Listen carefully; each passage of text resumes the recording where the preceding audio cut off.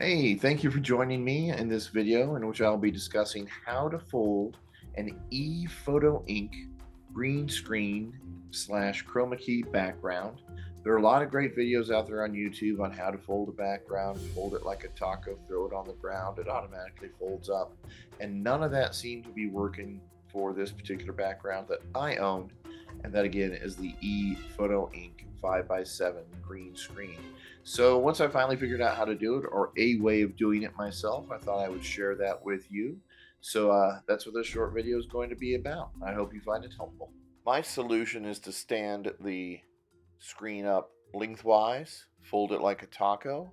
The edges curve up automatically, curve those edges inward, and you have a successfully folded screen.